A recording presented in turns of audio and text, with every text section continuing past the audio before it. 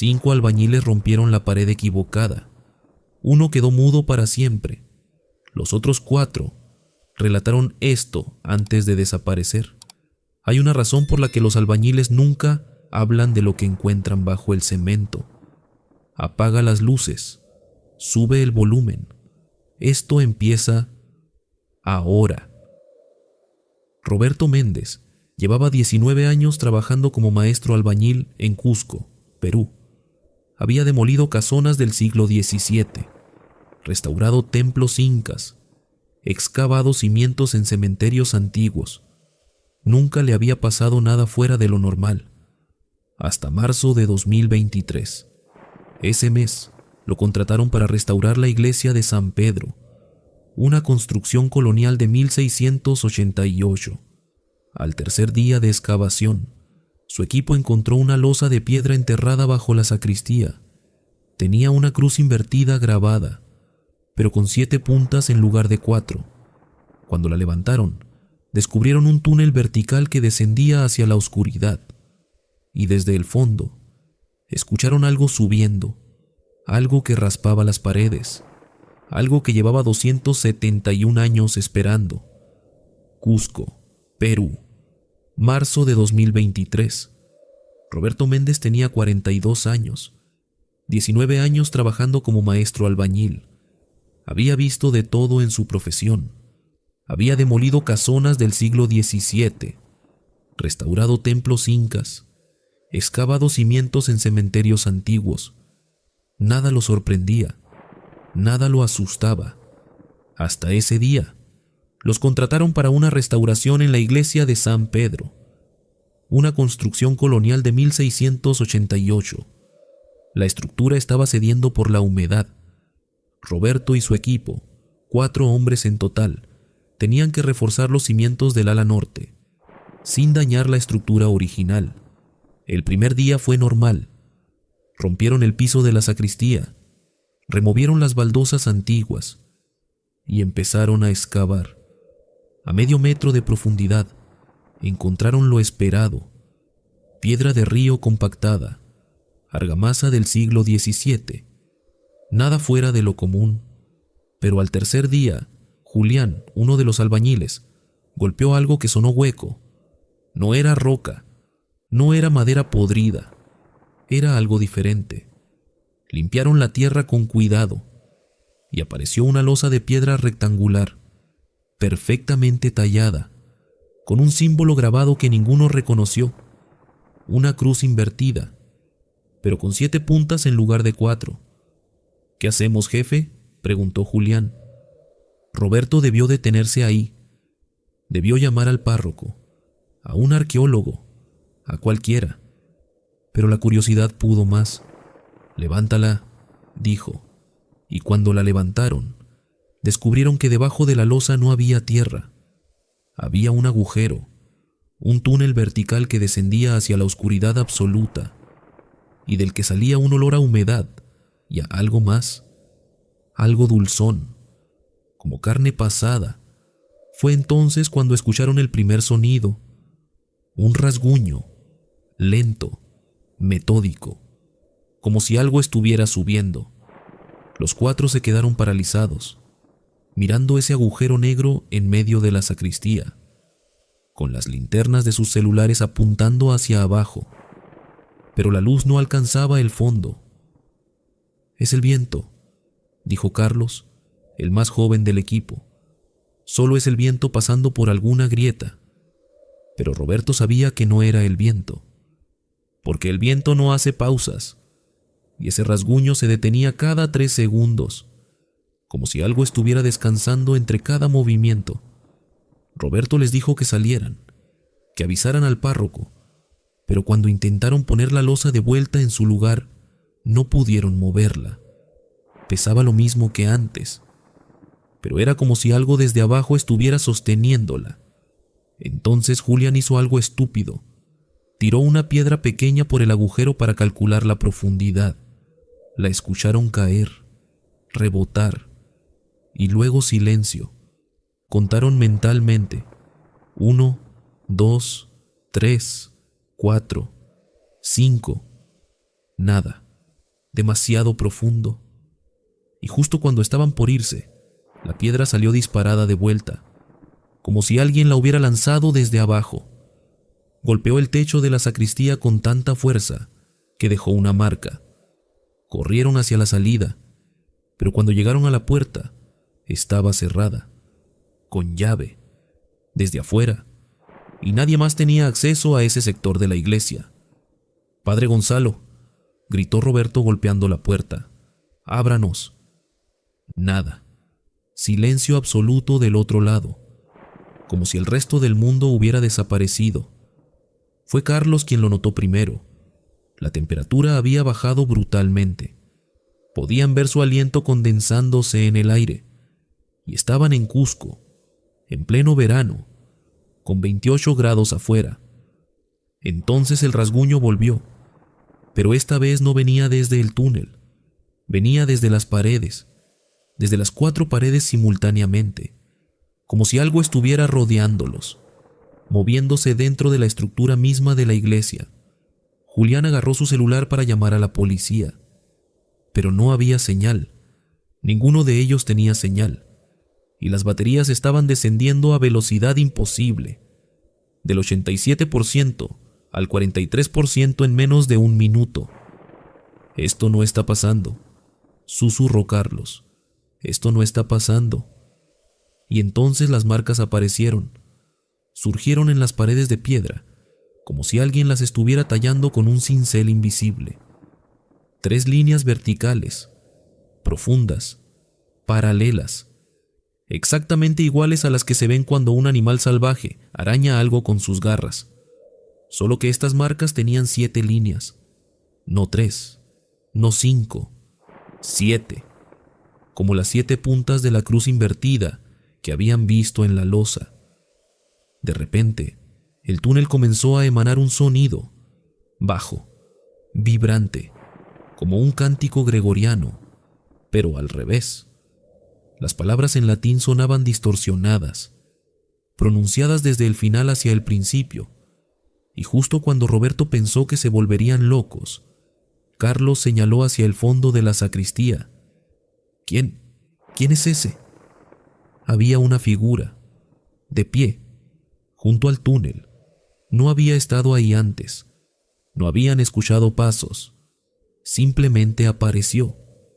Era un hombre, o lo que quedaba de uno, vestido con un hábito franciscano negro, completamente empapado.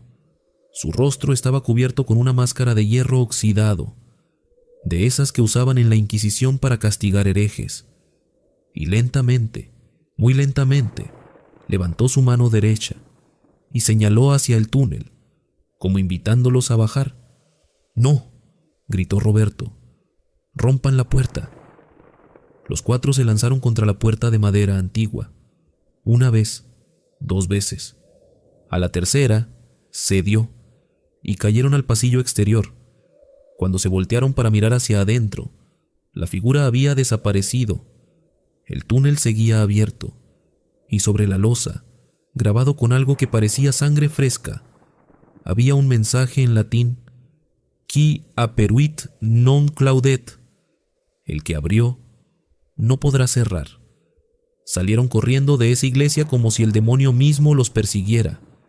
Encontraron al padre Gonzalo en el jardín, rezando el rosario con los ojos cerrados. Les dijo que había escuchado sus gritos, pero que cuando intentó entrar, una fuerza invisible lo arrojó hacia atrás. Roberto le contó todo: el túnel, la figura, el mensaje en latín, y el rostro del padre se puso blanco. «Ese túnel fue sellado en 1752», dijo con voz temblorosa. «Durante la Inquisición, los franciscanos construyeron celdas subterráneas para interrogatorios. Enterraron vivos a 3 herejes acusados de invocar demonios, y antes de morir, uno de ellos maldijo el lugar. Al día siguiente trajeron a un obispo, expertos del Vaticano, y un equipo de sellado especializado. Cerraron ese túnel con concreto armado de 1 metro de espesor. Bendijeron cada centímetro y prohibieron cualquier excavación futura en esa zona. Pero el padre Gonzalo le dijo algo más a Roberto antes de irse, algo que nunca le había contado a nadie.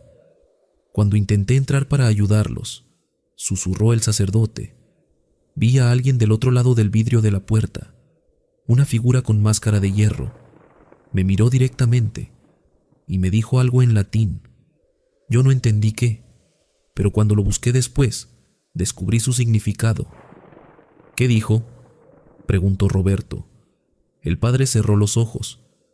3 vinieron, 3 deben quedarse. Roberto sintió que la sangre se le congelaba. Pero nosotros éramos 4. Lo sé, dijo el padre. Por eso todavía están todos vivos, porque no cumplieron el número. Roberto dejó la albañilería 6 meses después de ese incidente. Todavía tiene pesadillas con esa figura enmascarada, señalando hacia la oscuridad. Pero lo que más lo atormenta no es lo que vio, es lo que no vio. Porque antes de salir corriendo de la sacristía, Roberto miró hacia el túnel una última vez y alcanzó a ver algo en el fondo, algo brillando en la oscuridad. Ojos, 6 pares de ojos, mirándolo desde abajo, esperando. Y a veces, en las noches, cuando pasa cerca de San Pedro, Roberto todavía escucha el rasguño y sabe que lo que sea que vive ahí abajo sigue esperando, porque hay puertas que nunca debieron abrirse, y una vez que lo haces, nunca se cierran del todo.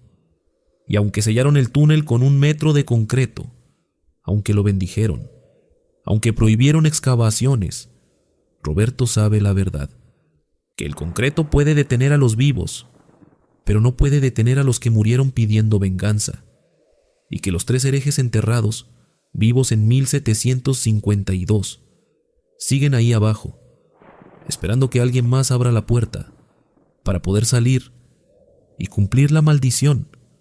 3 vinieron, 3 deben quedarse, pero la próxima vez serán exactamente 3.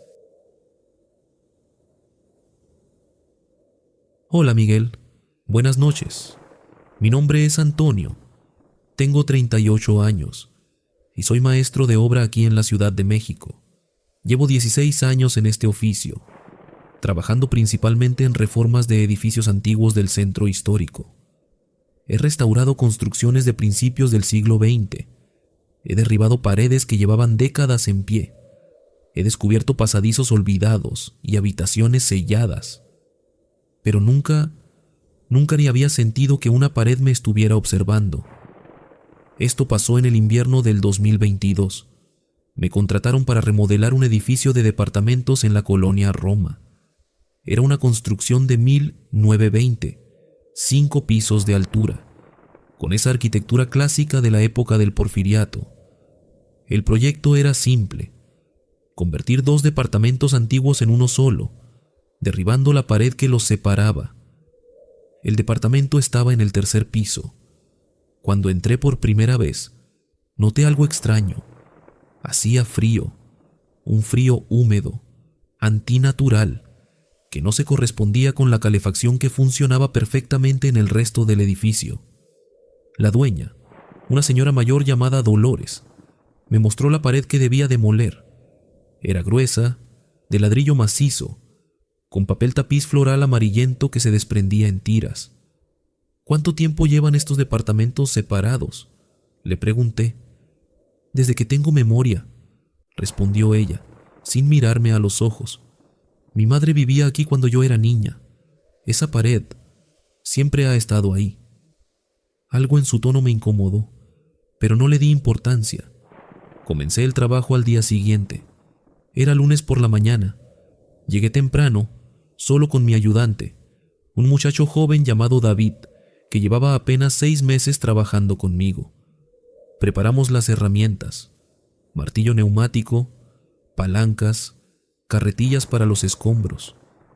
David enchufó el compresor y yo me acerqué a la pared con el martillo. Fue entonces cuando escuché la primera respiración. Me detuve. Apagué el martillo neumático. ¿Escuchaste eso?, le pregunté a David. Él se quitó los auriculares. ¿Qué cosa? Un sonido como si alguien estuviera respirando cerca. David miró alrededor. Estábamos completamente solos en el departamento. Las ventanas estaban cerradas. No había corrientes de aire. No escuché nada, jefe. Tal vez sea la calefacción. Asentí. Volví a encender el martillo y golpeé la pared. El primer impacto abrió una grieta en el yeso, y de esa grieta salió aire, aire tibio, como un aliento. David lo sintió también esta vez. Dio un paso atrás. Oye, ¿qué es eso? Debe ser una cámara de aire entre las paredes. Mentí, aunque yo mismo no me lo creía. Continué golpeando. Con cada impacto, más aire salía, y ese aire tenía olor. No era olor a humedad o a polvo viejo. Era algo orgánico, algo que me recordaba al aliento de alguien enfermo. Después de media hora, había abierto un hueco del tamaño de un puño. Me arrodillé y miré dentro con la linterna. Había una cavidad, un espacio vacío de unos 30 centímetros entre la pared que estaba demoliendo y otra pared de ladrillo detrás. Pero lo que me puso la piel de gallina fueron las marcas. Arañazos. Cientos de arañazos en los ladrillos interiores, como si alguien hubiera intentado salir desesperadamente desde adentro. David, ven a ver esto. Él se acercó, miró por el hueco y palideció. Caramba, Antonio, aquí pasó algo muy grave. Tenía razón, pero teníamos un trabajo que terminar y necesitábamos el dinero. Seguimos demoliendo. El hueco se hizo más grande y entonces escuchamos la voz. Era apenas un susurro. Salía del interior de la pared. ¡Ayuda! David soltó el martillo. Cayó al suelo con un estruendo metálico. No me digas que no escuchaste eso, me dijo con voz temblorosa. Lo había escuchado, perfectamente. Es el viento, o tuberías viejas, dije, aunque mi voz también temblaba. No, jefe, eso fue una voz pidiendo ayuda. Antes de que pudiera responderle, el departamento entero se enfrió brutalmente. Nuestro aliento se condensaba frente a nosotros, y la pared empezó a moverse. No era un temblor, no era el edificio asentándose. La pared respiraba, se inflaba y se desinflaba, como un pulmón gigante. Podíamos verlo. Los ladrillos que aún quedaban en pie se arqueaban hacia afuera con cada inhalación. David corrió hacia la puerta. Yo me quedé paralizado, mirando esa masa de ladrillo y yeso que se movía como si estuviera viva. Y entonces vi la mano. Salió del hueco que habíamos abierto. Una mano pálida, casi gris, con dedos largos y uñas oscurecidas. Se extendió hacia mí, buscando, palpando el aire. Retrocedí tropezando con las herramientas. Caí de espaldas. La mano se retiró lentamente hacia el interior de la pared, y en su lugar apareció un rostro. Era el rostro de una mujer, demacrado, con la piel tirante sobre los huesos, los ojos hundidos pero abiertos, la boca en una expresión de sufrimiento. Me miraba directamente, y sus labios se movieron. 50 años. La voz salió ronca, quebrada, como si no hubiera hablado en décadas. 50 años. Aquí. Sentí que me iba a desmayar, pero no podía apartar la mirada. Estaba hipnotizado por esos ojos que me suplicaban, que me acusaban, que me pedían algo que yo no sabía cómo darle. David me agarró del brazo y me arrastró hacia la puerta. Vámonos. Ahora. Salimos corriendo del departamento. Bajamos las escaleras sin mirar atrás. No paramos hasta llegar a la calle. Llamé a la dueña inmediatamente. Le exigí que me dijera la verdad sobre ese departamento. Primero se negó, pero cuando amenacé con ir a las autoridades, confesó. Su abuela había vivido ahí en los años 60. Tenía una hija con problemas de salud mental. La familia, avergonzada por el estigma social de la época, decidió ocultarla. Construyeron una pared falsa y la mantuvieron aislada en una habitación sellada. Le pasaban comida por una ranura pequeña. Un día dejaron de escuchar ruidos del otro lado. Asumieron que había fallecido, pero en lugar de reportarlo, en lugar de darle un descanso digno, sellaron completamente la pared. La dejaron ahí y nunca hablaron de ello. Durante más de 50 años, esa mujer quedó emparedada en su propia casa. Llamé a las autoridades esa misma tarde. Vinieron con un equipo especializado. Demolieron completamente la pared y encontraron los restos, todavía con ropa de los años 60, en ese espacio minúsculo. Los restos fueron identificados. Finalmente le dieron un descanso apropiado y la dueña fue investigada, aunque al final no la procesaron por ser menor de edad cuando ocurrió todo. Nunca volví a ese edificio. David dejó la construcción completamente. Ahora trabaja en una oficina, pero a veces, en medio de la noche, todavía escucho esa voz. 50 años, aquí, y me pregunto, ¿cuántas paredes más hay en esta ciudad escondiendo secretos que nunca debieron existir? No todas las construcciones esconden tragedias, pero todas esconden algo. Secretos arquitectónicos que desafían la lógica. Espacios que no deberían existir según los planos originales. Habitaciones que aparecen y desaparecen. Antonio descubrió una historia familiar que nunca debió ser ocultada, pero lo que viene a continuación es diferente, porque a veces no es lo que está dentro de las paredes lo que debes temer.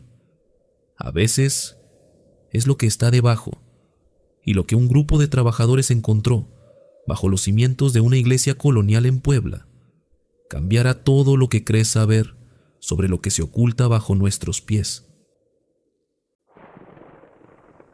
Hola Miguel, me llamo Ricardo, tengo 45 años y trabajo en excavaciones y cimentaciones aquí en Puebla, México. Llevo más de 20 años dedicado a esto. He cavado túneles para drenaje. He hecho excavaciones para estacionamientos subterráneos. He trabajado en el metro. Conozco el subsuelo de esta ciudad mejor que nadie. Y por eso te puedo asegurar, hay cosas bajo Puebla que nunca deberían ver la luz del día. En el verano del 2023, nos contrataron para un proyecto especial. La arquidiócesis quería restaurar la iglesia de San Francisco, una construcción colonial de 1535 en el centro histórico. El proyecto incluía reforzar los cimientos y construir una cripta moderna para el obispo. El ingeniero estructural nos mostró los planos antiguos. Según los documentos del siglo XVI, debajo de la iglesia había túneles, catacumbas donde enterraban a los frailes franciscanos. Pero esos túneles habían sido sellados hace más de 200 años. Después de un incidente que los archivos parroquiales mencionaban como la purificación necesaria. Nadie sabía exactamente qué significaba eso. Éramos un equipo de 8 personas. Yo era el jefe de obra. Comenzamos las excavaciones un lunes a las 6 de la mañana. El plan era simple: cavar hasta encontrar los cimientos originales, evaluarlos y comenzar el reforzamiento. Pero a los 3 metros de profundidad, la pala de la retroexcavadora golpeó algo que no era tierra. Era piedra labrada, con símbolos tallados que ninguno de nosotros reconoció. Le tomé fotos y se las envié al ingeniero. Me respondió 1 hora después: no toquen nada, voy para allá. Pero mi curiosidad pudo más. Me metí al pozo con una linterna y un pico, y vi que la piedra era parte de un arco de entrada, sellado con argamasa y ladrillos. Detrás de ese sello, escuché voces. No era una voz, eran muchas, susurrando, rezando, lamentándose. Le avisé al equipo, todos bajaron al pozo, y todos las escucharon. Las voces venían claramente del otro lado del muro sellado. Tal vez sea un eco del exterior, dijo Ramiro, uno de mis trabajadores más veteranos, o algún ducto que conecta con la calle. Pero yo sabía que no. porque esas voces hablaban en latín. El ingeniero llegó media hora después. Trajo consigo a un historiador de la universidad y a un representante de la arquidiócesis. Examinaron el arco sellado. El historiador palideció cuando vio los símbolos. «Esto es una marca de confinamiento», dijo. «Se usaba en la época colonial para sellar lugares contaminados espiritualmente».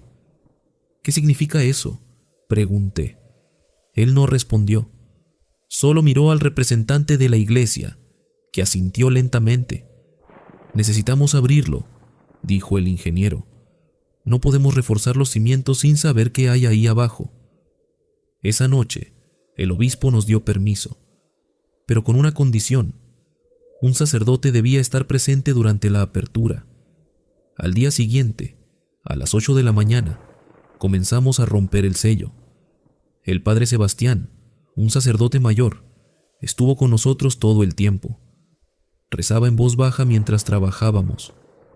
Cuando finalmente rompimos el último ladrillo, una corriente de aire helado salió del túnel, y con ese aire, un olor a incienso, a humedad, a algo más que no puedo describir con palabras. El túnel se extendía hacia la oscuridad. Las paredes eran de piedra, con nichos tallados a ambos lados, y en esos nichos había esqueletos, decenas de ellos, vestidos con hábitos franciscanos, con rosarios entre las manos esqueléticas. «Son los frailes», susurró el padre Sebastián, «los que murieron durante la epidemia de 1650. Pero había algo extraño en esos restos. Todos estaban en posiciones antinaturales, como si hubieran intentado salir de los nichos, como si hubieran sido sepultados vivos. Entramos al túnel. Yo iba adelante con la linterna. El padre Sebastián me seguía, rezando constantemente. Detrás venían Ramiro y 2 trabajadores más.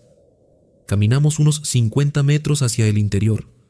El túnel giraba y descendía, y las voces se hacían más fuertes. Ya no eran susurros, eran lamentos, gritos ahogados, súplicas en latín que rebotaban en las paredes de piedra. «Domine, libéranos, miserere nobis». Por piedad, por piedad. Llegamos a una cámara circular. En el centro había un pozo sellado con una reja de hierro oxidado, con candados que llevaban siglos ahí. Y de ese pozo salían las voces. El padre Sebastián se arrodilló frente al pozo. Su rostro estaba pálido, empapado de sudor. «No deberíamos estar aquí», dijo con voz quebrada.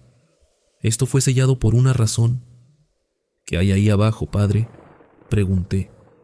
Él me miró con ojos llenos de miedo. Durante la epidemia de 1650, algunos frailes enloquecieron. La fiebre los hizo perder la razón. Atacaron a otros monjes, profanaron la capilla, hablaban en lenguas que nadie entendía. La Inquisición determinó que estaban poseídos. Se detuvo, respiró profundo. Los encerraron aquí, vivos. Los dejaron morir en ese pozo, mientras rezaban por sus almas, y sellaron el túnel para que nunca fueran encontrados. En ese momento, las voces se detuvieron. El silencio fue absoluto, aterrador. Y entonces, escuchamos el primer golpe. Venía del pozo, desde abajo, un golpe metálico contra los barrotes de la reja. Luego otro, y otro. Algo estaba subiendo. Ramiro encendió su linterna más potente y alumbró hacia el pozo. La luz apenas penetraba la oscuridad del fondo, pero alcanzamos a ver movimiento. Algo trepaba por las paredes del pozo, algo que no debería poder moverse. El padre Sebastián comenzó a rezar en voz alta, un exorcismo. Sus manos temblaban mientras sostenía el crucifijo. Los golpes se volvieron más fuertes, más desesperados, y las voces regresaron, pero esta vez no rezaban, gritaban mi nombre. «Ricardo, Ricardo, libéranos». 53 años esperando. Pero habían pasado más de 300 años, no 53. El padre Sebastián me jaló del brazo. ¡Corran! ¡Ahora! Salimos del túnel a toda velocidad.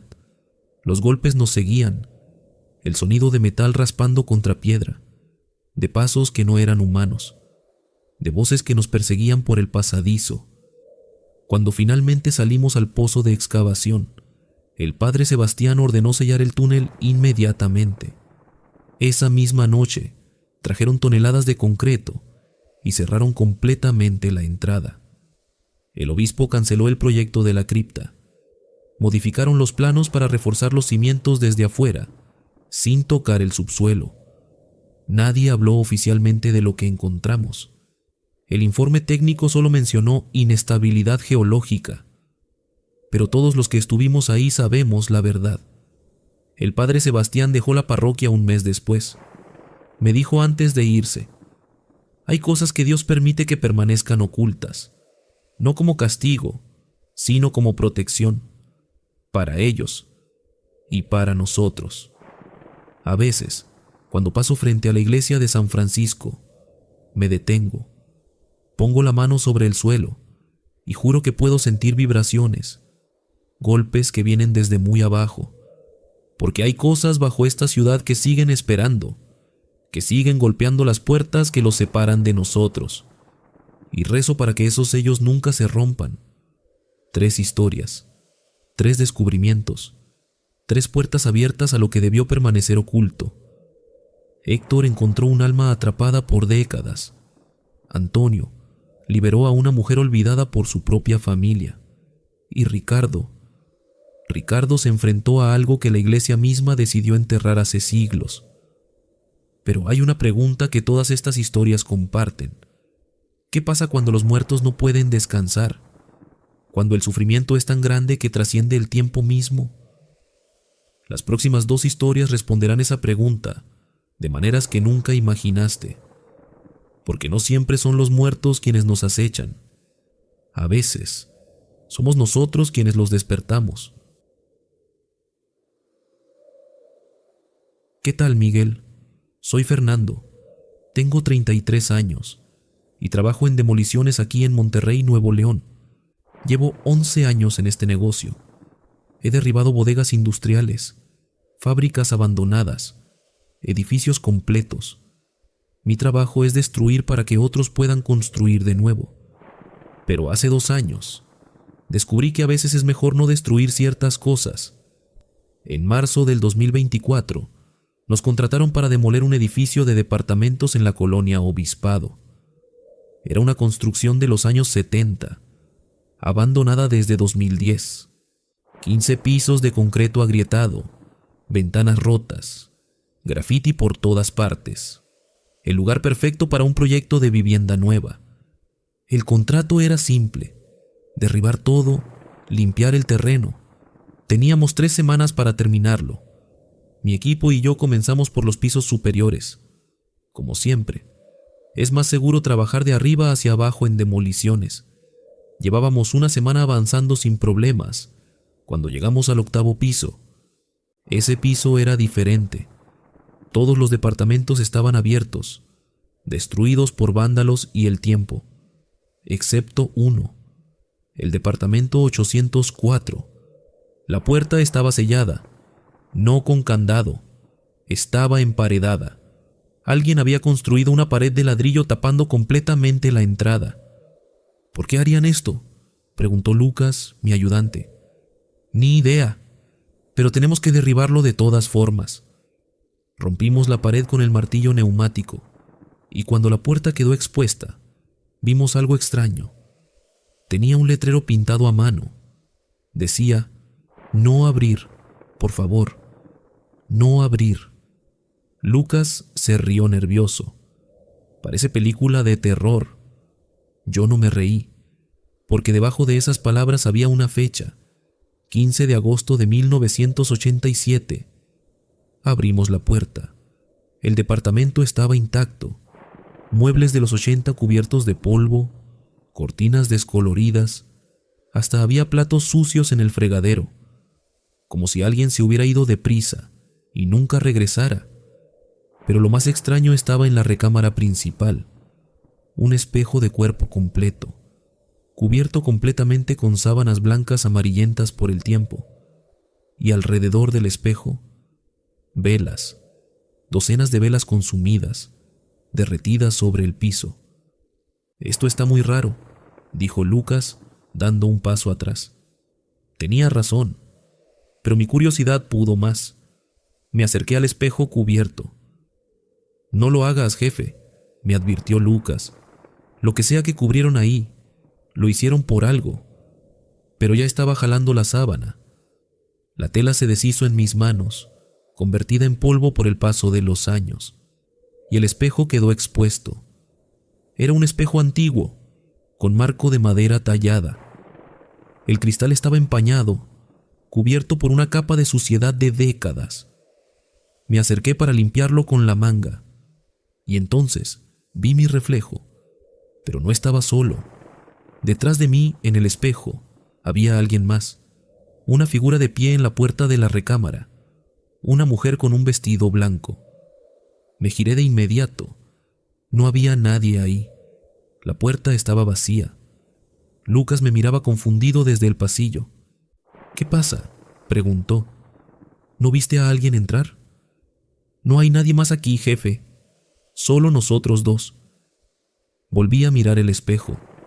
La figura seguía ahí, parada exactamente donde debería estar Lucas.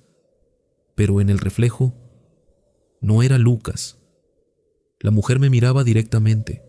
Su rostro era pálido, demacrado, y sus labios se movieron formando una palabra: ayuda. «Lucas, ven a ver esto». Él se acercó con cautela, miró el espejo y palideció. «La veo», susurró. «Está ahí, en el reflejo, pero no está aquí». En ese momento, la temperatura del cuarto bajó brutalmente. Nuestro aliento se condensaba, y el espejo comenzó a empañarse desde adentro, como si alguien estuviera respirando del otro lado del cristal. La figura en el reflejo se acercó. Con cada paso que daba en el mundo del espejo, yo podía sentirla más cerca en la realidad. Aunque no la veía físicamente, sentía su presencia. El olor a humedad, el sonido de pasos sobre madera vieja. Entonces, apareció algo más en el espejo.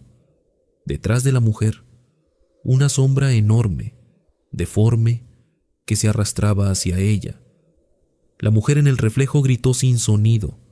Extendió sus manos hacia nosotros, golpeando el cristal desde adentro. Sus golpes no hacían ruido, pero podíamos ver las ondulaciones en la superficie del espejo.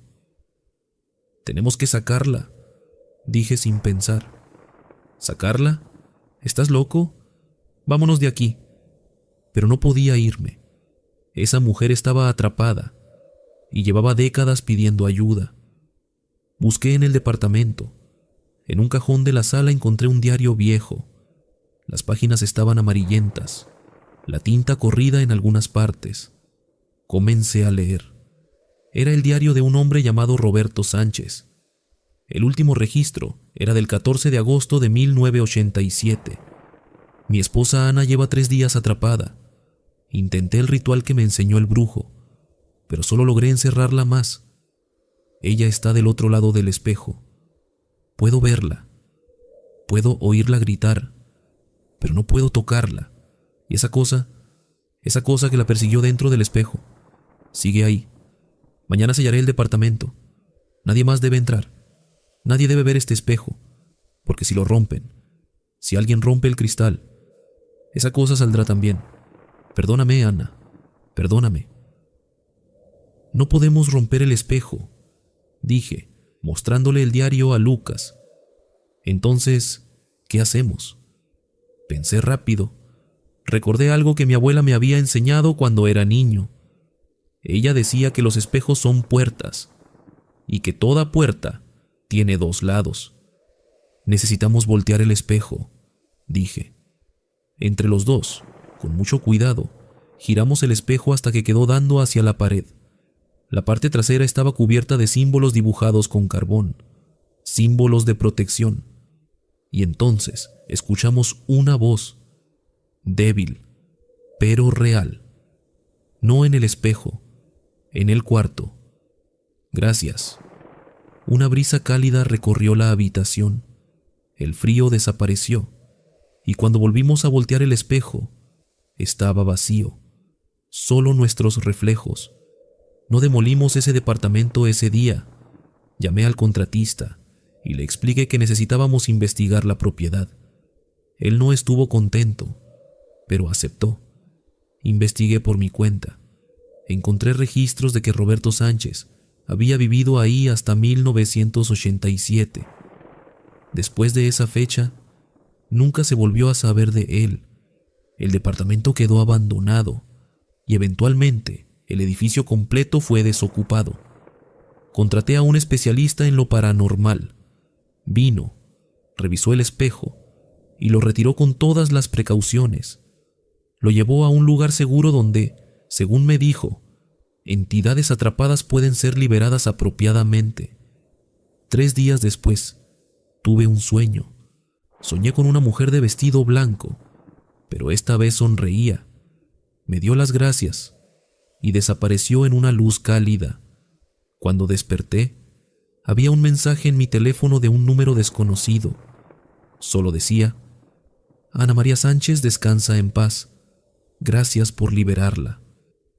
Nunca supe quién mandó ese mensaje, pero cuando finalmente demolimos el edificio, ese departamento fue el último en caer, y me aseguré de que se hiciera con respeto, porque aprendí que no todo lo que encontramos en nuestro trabajo debe ser destruido sin pensar.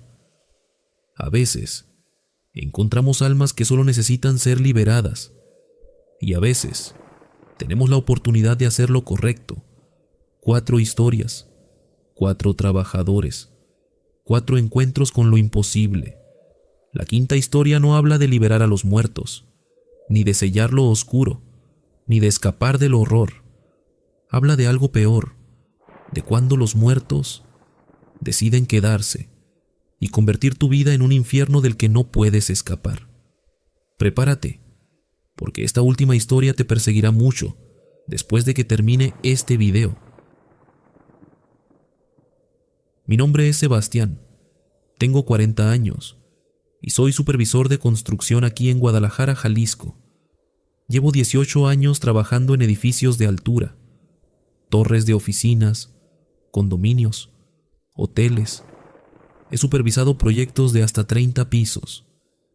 Pero después de lo que me pasó en la Torre Mirador, ya no puedo entrar a edificios altos sin sentir que algo me observa desde arriba. Esto comenzó en noviembre del 2023. Me asignaron como supervisor nocturno de una torre corporativa de 25 pisos en plena construcción, la Torre Mirador.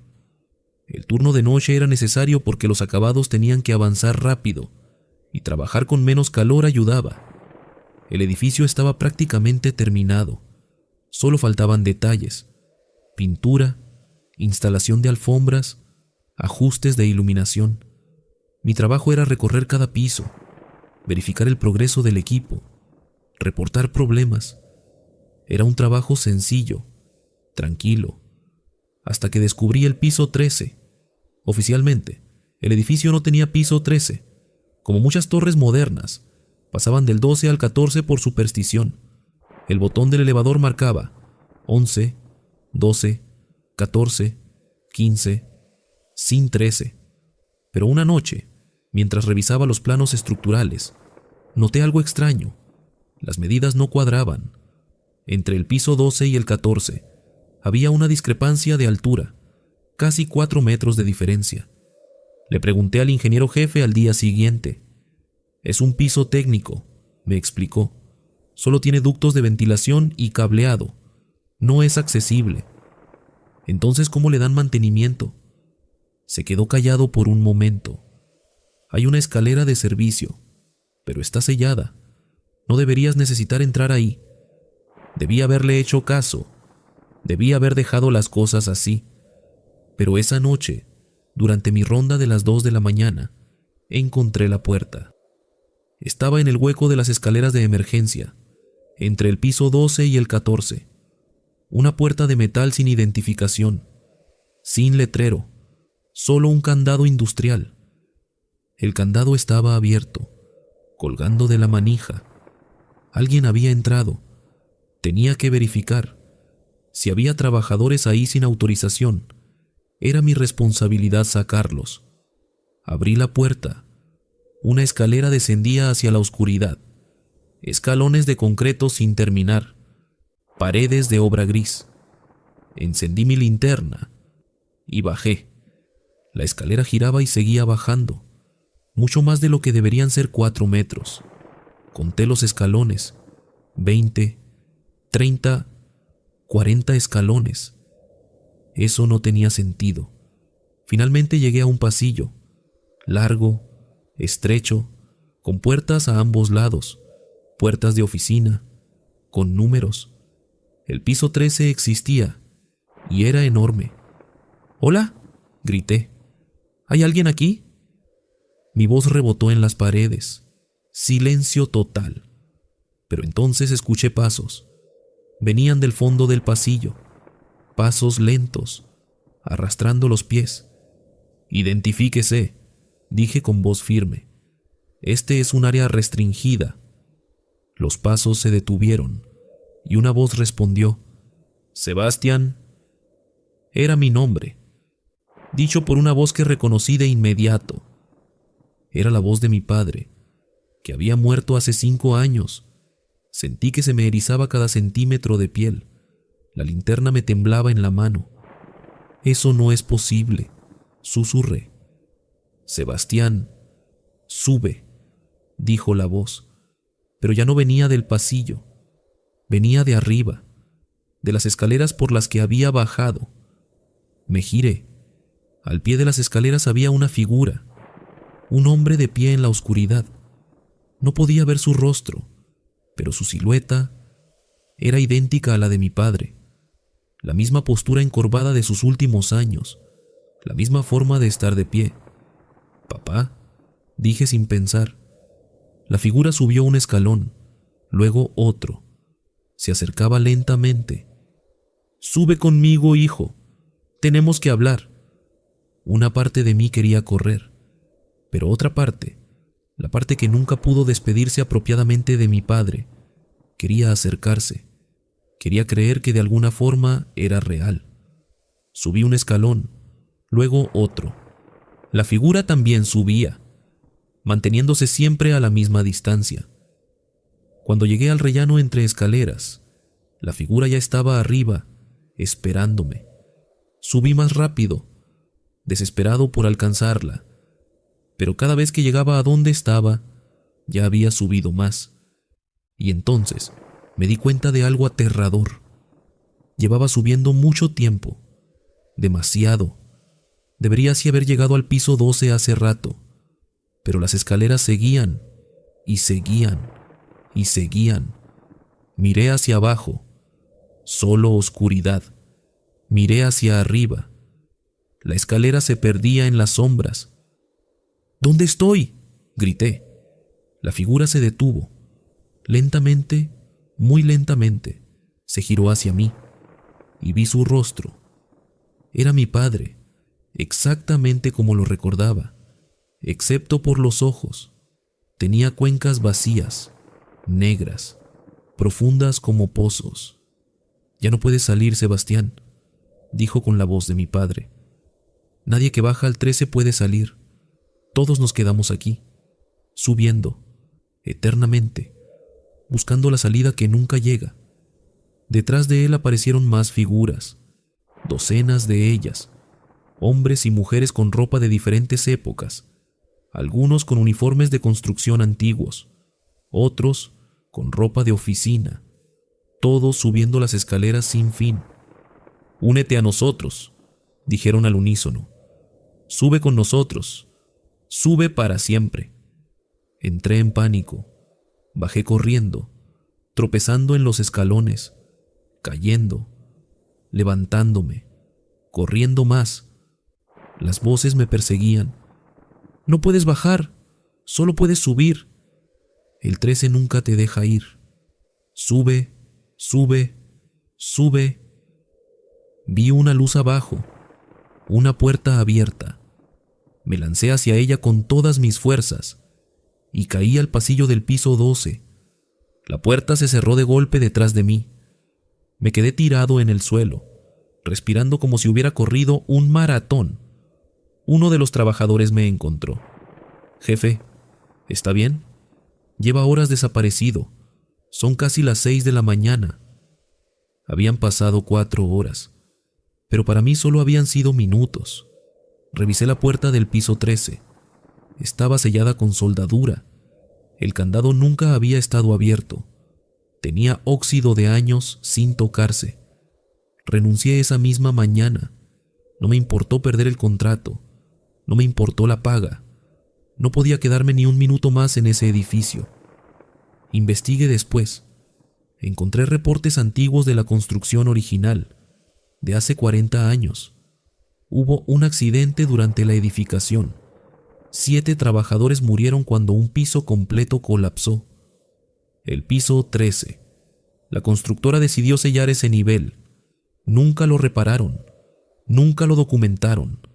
Simplemente dejaron que dejara de existir oficialmente. Pero sigue ahí, entre el 12 y el 14, esperando.